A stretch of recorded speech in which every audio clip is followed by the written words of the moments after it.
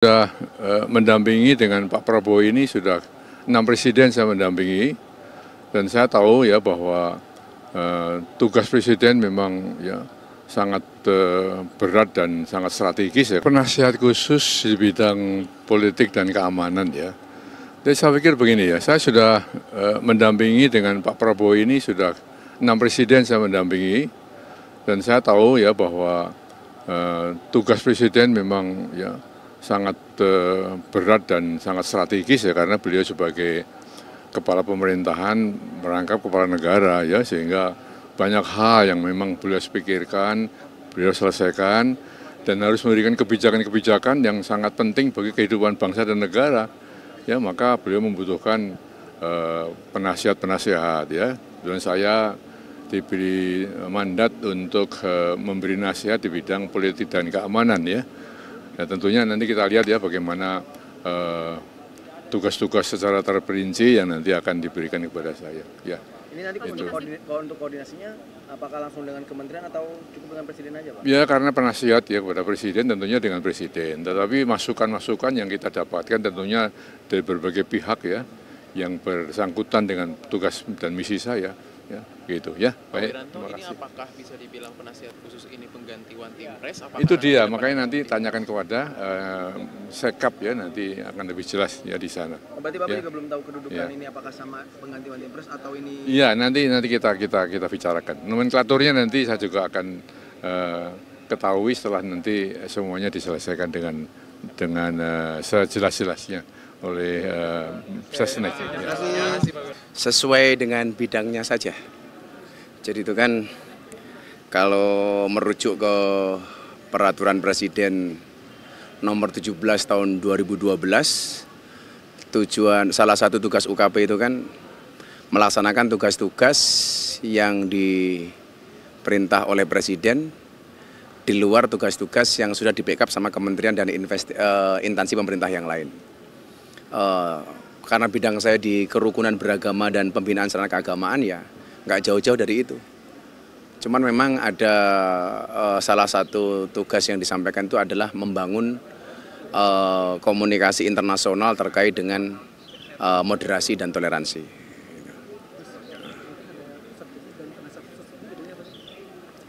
Beda. Jadi kalau utusan khusus presiden itu setingkat menteri negara.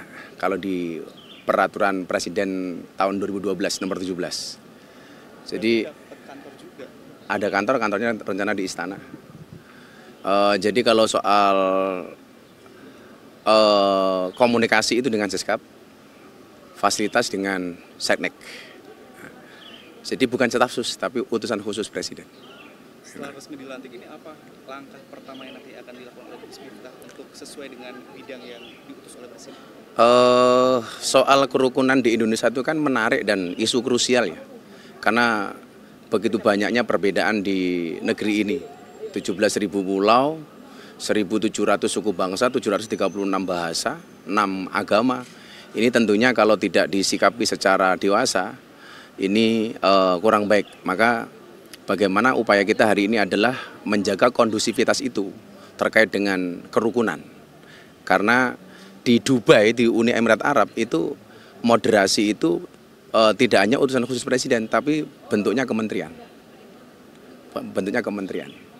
Ya, mudah-mudahan situasi bangsa ini tetap baik-baik saja sehingga tidak ada gangguan soal toleransi dan moderasi. Caranya seperti apa, Gus? Salah satunya mungkin kita nanti akan membuat semacam rumah moderasi kali ya. Jadi kita akan belanja masalah terlebih dahulu. Setelah itu baru kemudian nanti kita cari solusinya, kira-kira gitu ya. Bukan staf khusus, penasihat khusus saja. Ya, penasihat khusus, agak beda sih, kan nanti memberi nasihat.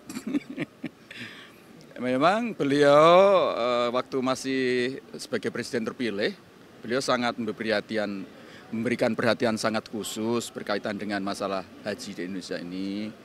Dan saya memang beberapa kali menghadap beliau untuk dimintai beliau tentang berbagai macam pandangan, karena kan itu memang koordinasinya di bawah saya sebagai Menko PMK. Ya. Mungkin karena saya sudah memberikan beberapa masukan itu, mungkin beliau mempertimbangkan saya tunjuk sebagai penasihat, salah satu penasihat beliau itu.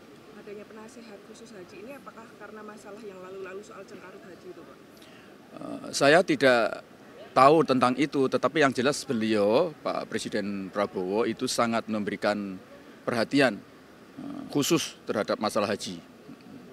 Dan saya tidak tahu apa yang melatar belakang beliau, karena itu beliau memerintah saya untuk mencoba membuat semacam analisis gitu ya. Kemudian saya sampaikan kepada beliau.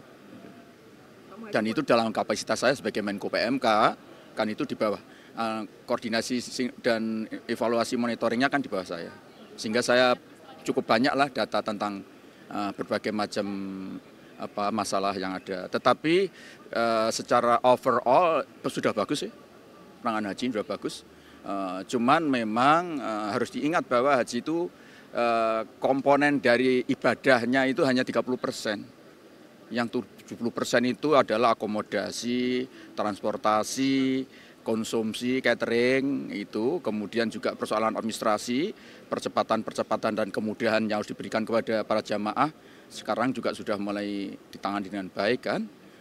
Saya kira saya akan mencoba nanti mengumpulkan informasi-informasi, berbagai masalah, termasuk tata kelola kaitannya dengan hubungan antara pemerintah Indonesia dengan pemerintah Arab Saudi. Saya kira banyak hal yang perlu kita tindak lanjuti. Ya. Pak Muhadjir mulai ditunjuk itu kapan, Pak? Tadi pagi. Pagi tadi beritahu kalau dadaan lah itu.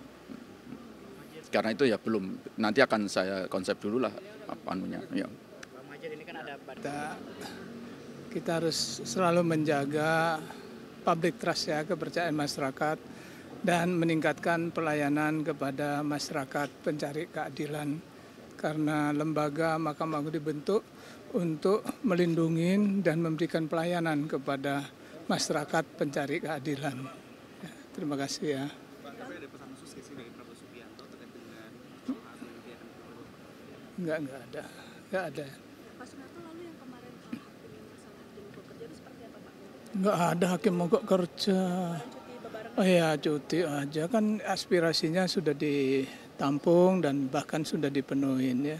Sebagian nanti diperjuangkan lagi. Sudah ditunggu aja, Bapak. Maaf ditunggu. Ya, sesuai dengan namanya kan Badan Pengelola Investasi yang nantinya ditugaskan untuk mengelola investasi di luar APBN.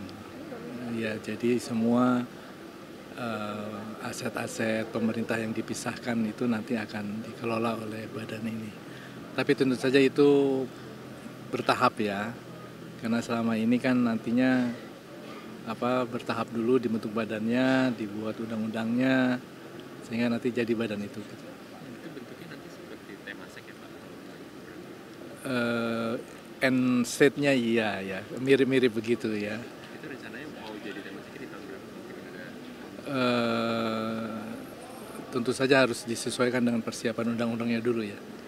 Iya kan, undang-undangnya harus dibuat dulu. Nanti bedanya dengan Kementerian BUMN seperti apa ya Pak? Bedanya saya kira ya di bidang pengelolaan investasinya. Iya. SWF mungkin Pak bedanya? Ya, SWF kan sama, Sovereign Wealth Fund, seperti INA gitu. Ya mirip-mirip itu nantinya, tapi yang lebih besar. Iya. Nanti saham-saham yang dimiliki Kementerian BUMN akan dipindahkan ke badan yang Bapak pimpin? Bukan saham, artinya yang pertama tentu saja ada konsolidasi dulu, sekarang berdiri dulu, dibuat undang-undangnya, baru nanti ada end state-nya. Jadi nanti akan ada diskusi dengan kementerian terkait ya. Untuk pembagian tugas? Ya, untuk bagaimana nanti lembaga ini harus diwujudkan. Ya. Tapi SWF sendiri bakal di bawah Bapak atau belum nanti masih terus kita siapkan dulu undang-undangnya. Jadi tujuan utamanya apa kalau misalkan? Pengelolaan investasi yang terpisah pencar itu dikonsolidasikan dan kemudian di leverage. Investasi pemerintah di beberapa Iya, di beberapa.